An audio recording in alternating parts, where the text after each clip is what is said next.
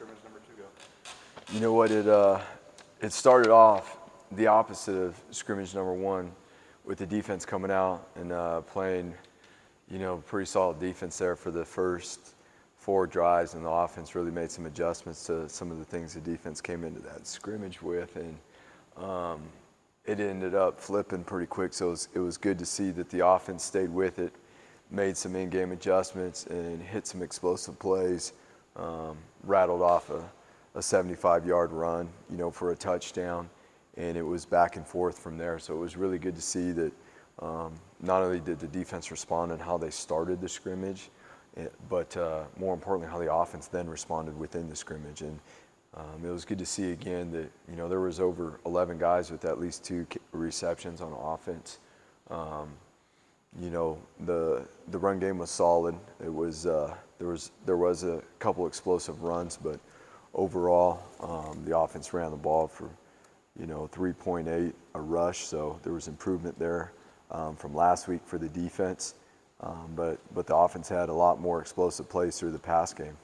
Are you, as a head coach, do you like to see it go back and forth? I know when you were defensive coordinator, you wanted to see your defense, but as the guy that's sitting sort of in the middle, does it please you when you see both sides have some good plays? Oh, it's awesome. That's the best thing. It's great to see.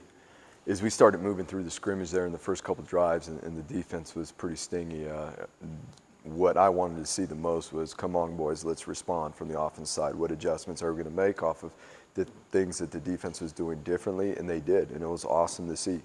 It was great to see, guys like Eric McAllister step up and make some big-time plays. He had some explosive catches in the pass game.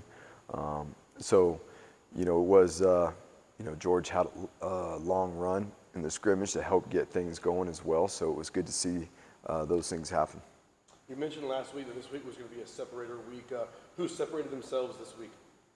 Well, I think overall from a roster standpoint, Ty Jones getting back in there and really going full go this week. Boy, it looks a little different when Ty Jones is in there. And so now guys are really able to hone in at the positions moving forward for the season. So it was really good to see him in there. George Tarlas is doing a great job at the field side end, a spot that he's been competing for. So we've liked the progress there. DJ Schramm's been doing an awesome job at will linebacker as well. And Markel coming off his injury from last year, he's done a nice job. We just want to see him be more consistent. And obviously that's going to come with more reps, being that he hasn't played a lot of ball since last fall. You've mentioned Schramm both times after these scrimmages. And I think a lot of people just assumed when you moved Isaiah there that it was just going to be Isaiah's job. I mean, is DJ pushing for that starting spot right now? I mean, I don't think anybody shows up and assumes that it's a job's theirs. They got to work for it every day. But DJ's done a really good job. So, we'll keep moving those guys and repping them in there to see what the best lineup is. You mentioned those explosive runs today. What was allowing those to happen? Was it the line making a great block? Was it just a back making a great play?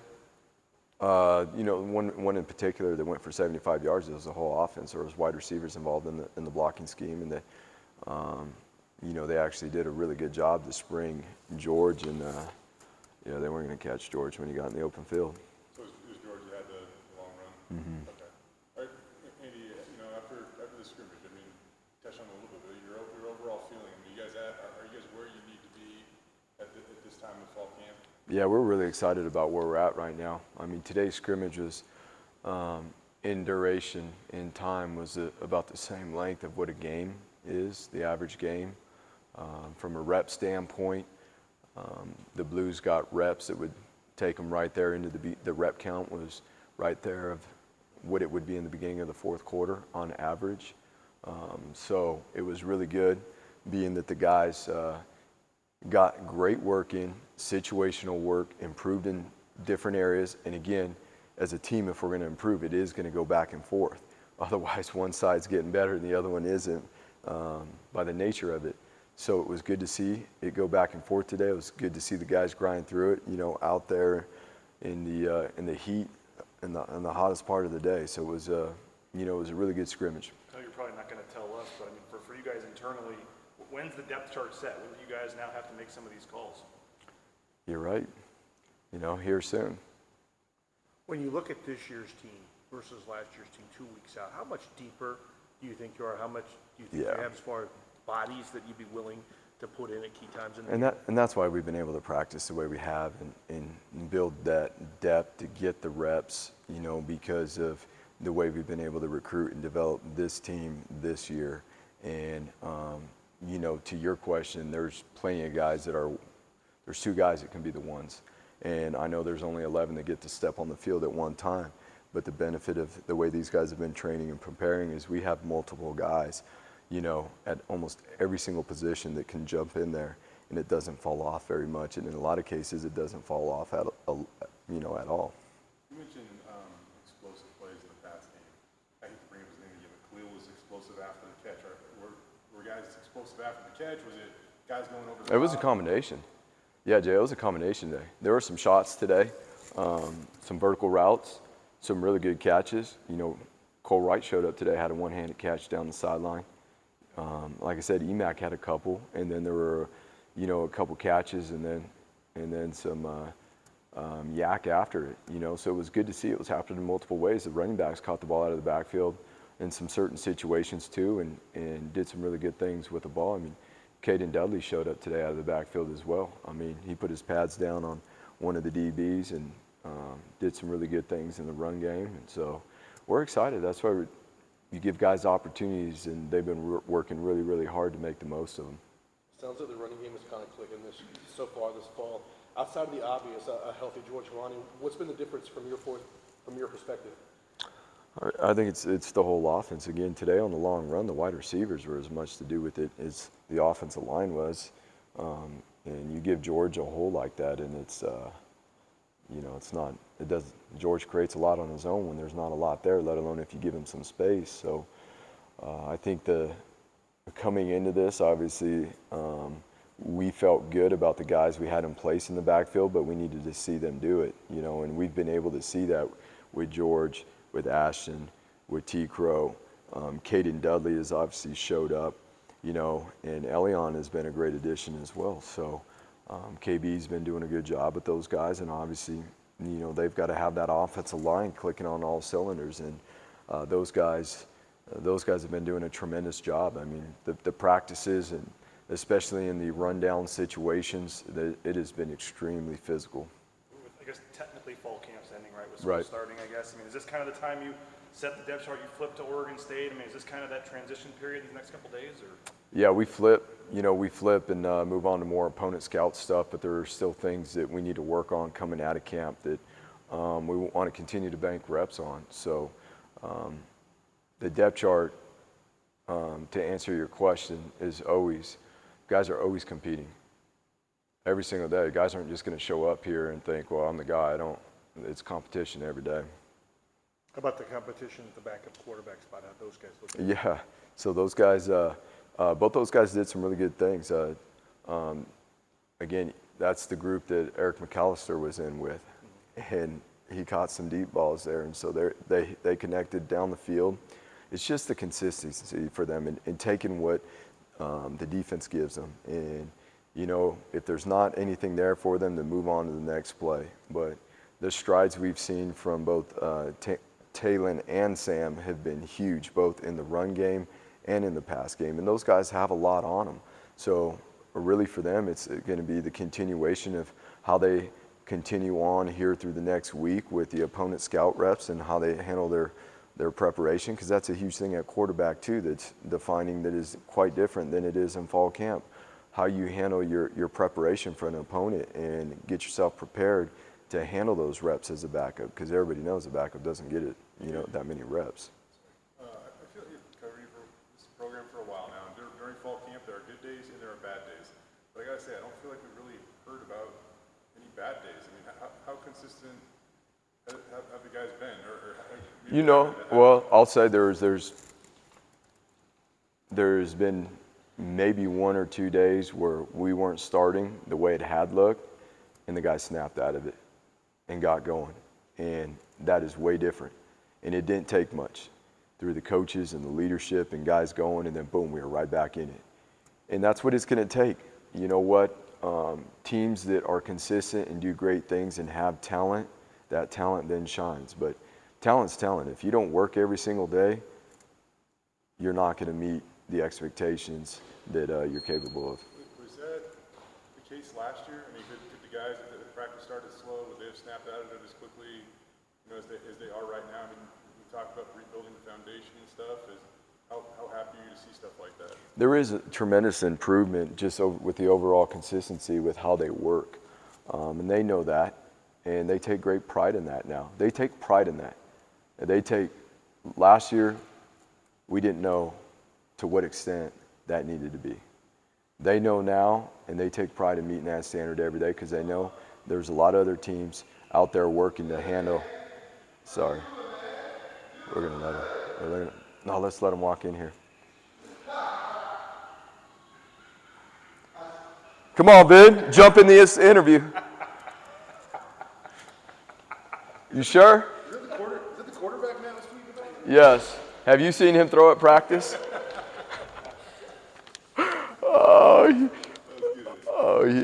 He goes. He ain't gonna hear the end of that. Is this, what changes now that school's starting up and that they can't be in here maybe as much, or what's kind of different in terms of that? And when you guys, is it a little more, I don't know if exciting is the right word, but does it feel a little more like it's getting closer to the season once you get into school and looking at Oregon State and stuff like that? I mean, with school starting, that obviously puts a whole nother load on their plate in the time management and things like that. But from the standpoint of what we do here in the operation, we still, there's only a little piece cut out from what we do, which is fall camp now. The rules have changed a lot. So they still have a large gap in the afternoons during fall camp by the rules. Most times, unless we're lifting during fall camp, that just gets filled with their classes now. And them setting their priorities and making sure that they keep what is most important at the front of their priorities is obviously a huge objective. We just spoke about that as we left the scrimmage because school is starting. Everybody's on campus now. How are we going to stay locked in with the sense of urgency and consistency that we've been operating with here in the last couple weeks? How's the secondary operating with Oladipo and Robinson at field safety? With Ty Jones in there, Ty Jones brings a whole nother level of experience from knowledge of the defense, in-game adjustments, and being able to see, recognize, and adjust on the fly.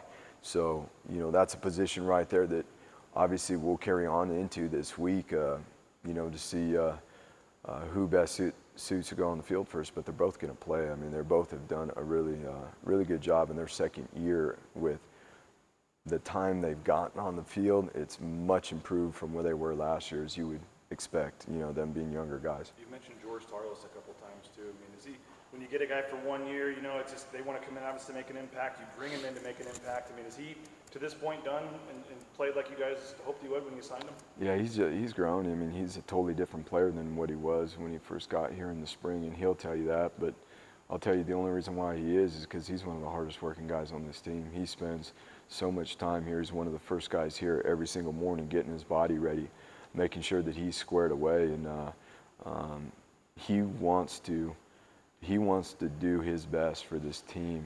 And that's what the really cool part is you get in these situations sometimes and guys, I only got 1 year, I got to do it for myself. And there is no sign of that with George. How much of a team player he is, how much he helps the other guys around him, which being the first year in the program, that's pretty impressive in itself that he can help the younger guys already. So we're really excited about where he's at and what he's doing. We got like Kate Connie. I know coming in. I love how you keep moving around. It keeps this thing fresh. Right? Yeah. You're on your toes. Linebacker, where coming from, right? Bringing pressure. With Kate Connie, maybe the message is the same from before fall camp because you guys knew what he was going to bring to the table. But we mentioned an improvement in the run game and stuff like that. Like, how much of a factor has he been now that you're over 2 weeks into the fall camp? The fact of him and Hank being on the same page and their experience with a center that has that experience, that knowledge, that mentality with Hank. The way those two guys operate together, that's where it all starts right there, whether it's in the run game or the pass game. And so we've been really pleased with how they've grown together. And to be honest with you, that starts too with if you're going to work that closely together on the field, you got to build a relationship that is off the field too. And so that is a huge part of, the success and where it starts right there in the middle of the offense. What do they do up? I don't know, you got to ask them. We haven't talked much about special teams, specifically the returners who stood out in the last couple scrimmages. Georgia's done a really nice job. Ashton's been back there on some kickoffs. Ashton will hit that thing and get vertical. Steph's done a nice job on the kickoff. So, KB and I were talking about it the other day, and one of the best things about it is just the energy that the whole team, when we come together on special teams, it's the whole team, and the energy they all put together when we go into that stuff has been really, really good. Obviously, when it's full speed live in a game situation, that's a little different. It takes a little adjusting to the angles that go within the space and special teams, but we're very excited about where we're at in terms of their attention to detail and urgency when we get into those situations. Both Ty Jones and Isaiah told us that at some point in the conversations they went to the coaches and mentioned that they wanted to switch positions. What does that say about two guys like that in particular? Maybe it's happened with other guys. I don't know, that just they make the onus and want to, do what's best for the team to move them around, and then for you guys to listen to them and decide it's a good fit. It just seems a little unique that happened with those two guys. Well, I mean, we're working together as a team. We don't just make all the decisions as coaches. We talk to these guys all the time. Now, there's a lot that we do, but there's a lot of times too where we work together as a team. And the guys that are older on this team and proven to be accountable and responsible and consistent every day, like those guys, a lot of these guys, we rely on them. And so, if there's a need in a certain situation, then we're always willing to try to put the guy in the best position for them to help the team. And then from there, they got to be able to compete, and we're going to be right there to help them along through the process. Andy, how close are you and Chuck Pagano? And I mean, I don't know how many college programs have two former NFL head coaches that are hanging out on the sidelines at practice. Well, he can't be just hanging out at home now that he's retired. There's no way we're going to let that happen. So, no, it's when I was a G at Colorado, John and Chuck, they're from Boulder, and their dad Sam, who is an unbelievable man. Sam Pagano was a longtime football coach there. Got to know him and their family and stuff, and so, all the way back 2007, 8. I helped them with their family football camp, the Mile High camp that they would put on every summer, which was awesome because there'd be NFL coaches there that I would get to learn from. We'd get to help, put on a camp for the youth and the kids and stuff like that and be around those guys. So, throughout the years, just being able to bounce some stuff off of those guys. Even John doesn't live here, but John's been a tremendous help over the course of the years. I mean, some of the things even dating back to 6 years ago that we were doing here on defense, we were talking shop with John and mixing ideas on things. Not much has been asked about punting, but how has the punt team looked? And that's a great question because we were backed up today and the ball ended up on the other 40-yard line.